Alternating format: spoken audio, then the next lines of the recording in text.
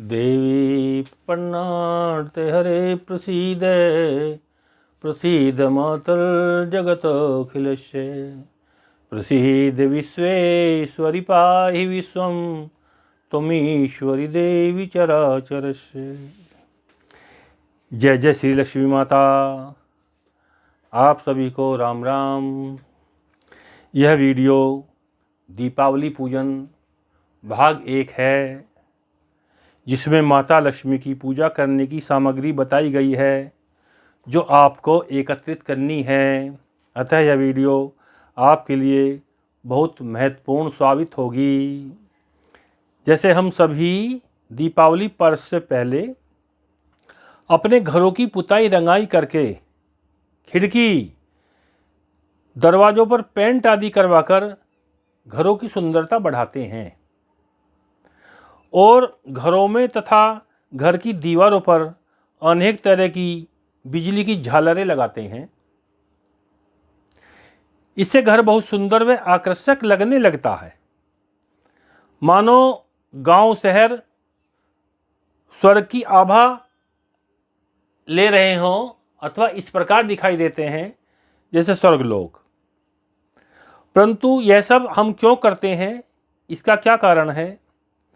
उत्तर है, हमारे यहाँ लक्ष्मी माता का आगमन होने वाला है, अर्थात लक्ष्मी माता हमारे यहाँ आ रही हैं। हम सब हर्ष और उल्लास के साथ माता का स्वागत करते हैं और दीपावली को प्रत्येक मनुष्य चाहता है कि माता लक्ष्मी मेरे घर में आकर सदैव के लिए रहे, स्थिर लक्ष्मी के रूप में प्राप्त हो और यहाँ से जाए नहीं और यहीं वास करती रहे। और अपने परिवार की परंपरा के अनुसार माता लक्ष्मी का पूजन भी करते हैं। जैसी परंपरा जिस परिवार में चली आ रही है उसी के अनुसार वो उसकी पूजा अर्चना करते चले आ रहे हैं। यह प्राचीन इतिहास हजारों लाखों साल पुराना है। कुछ धनाढ्य परिवारों में तो परंपरागत लक्ष्मी पूजन पंडित जी द्वारा ही संपन्न किए जाते हैं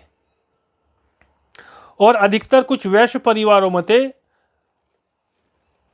पंडित पीढ़ी दर पीढ़ी पूजन करते चले आ रहे हैं।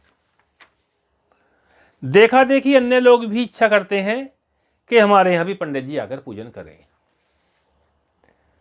यह संभव नहीं है, ऐसा नहीं हो सकता, क्योंकि पंडित जी एक ही दिन व एक ही समय में सबके घर पूजा नहीं कर सकते और उन्हें अपने घर पर भी दीपावली का पूजन करना पड़ता है, इसलिए कि वो भी लक्ष्मी की चाहत रखते हैं, उन्हें भी लक्ष्मी की चाहना है।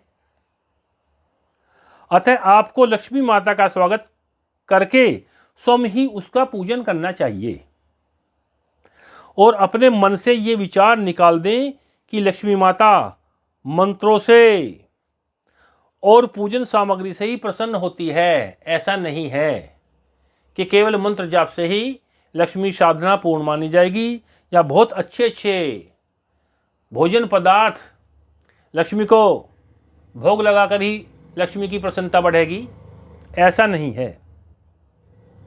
माता लक्ष्मी आपके विचार आपके भाव जानती है। अतः श्रद्धा और विश्वास के साथ ही जैसी भी आप पूजा जानते हैं उसी के अनुसार प्रसन्न चित्त से माता लक्ष्मी की पूजा करें। माता लक्ष्मी किसी के बंधन में नहीं आने वाली है, ये तो केवल भगवान विष्णु की ही दासी है। ये माता लक्ष्मी इतनी चंचला है कि किसी की पकड़ में नहीं आ सकती, केवल भगवान के चरणों में ही इनका शीश झुका रहता है।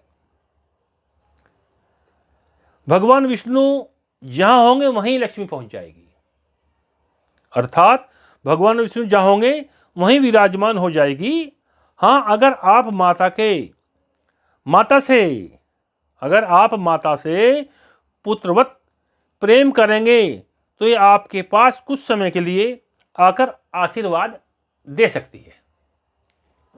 अतः माता लक्ष्मी के संकेत मात्र से ही, माता के इशारे से ही मनुष्य के पास रिद्धि सिद्धियां हाथ जोड़कर खड़ी हो जाती हैं। माता की पूजा धनतेरस से आरंभ की जा सकती है। कुछ विद्वान लोग धनतेरस को ही माता लक्ष्मी के लिए कलश स्थापना करके लगातार पंचपर्वा दीपावली तक पूजा करते रहते हैं। अब मैं जिज्ञासु भक्तों के लिए माता लक्ष्मी की पूजन सामग्री बता रहा हूं। इसे आप दीपावली से पहले ही खरीद लें। इस सामग्री की आपको आवश्यकता होगी। सर्वप्रथम लक्ष्मी गणेश जी की मूर्ति खरीद लें। अगर आपके घर किसी धातु की, चांदी अथवा सोने की मूर्ति नहीं है तो आप अपनी श्रद्धा और सामर्थ्य के अनुसार खरीद सकते हैं।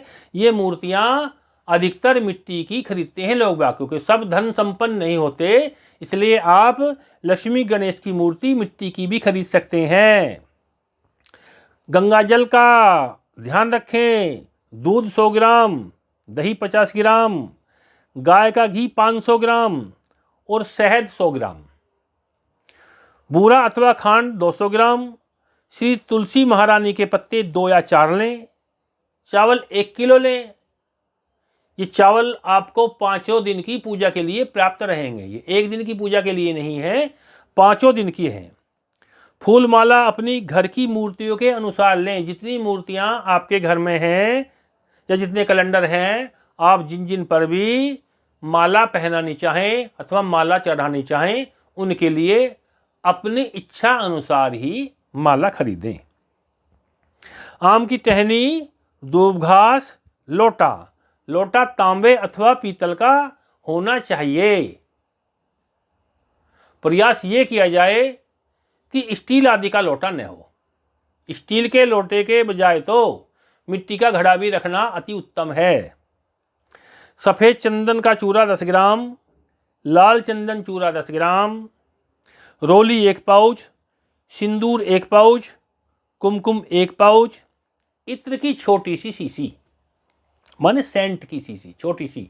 इत्र अलग होता है और सेंट अलग होती है। कलावा 2 गुल्ले, कपूर 20 ग्राम, धूप बत्ती, मिठाई, खील बतासे, खांड के खिलौने आदि अपनी इच्छा अनुसार ले सकते हैं। धनिया साबुत 10 ग्राम। लाल फूल विशेषकर गुलाब के लेने चाहिए और माला भी भगवती को लाल ही पहनानी चाहिए। फल 5, पान 5, सुपारी 5 और लौंग इलायची 5-5 ग्राम लें। लकड़ी की चौकी, पीला कपड़ा 1.25 मीटर, पानी वाला नारियल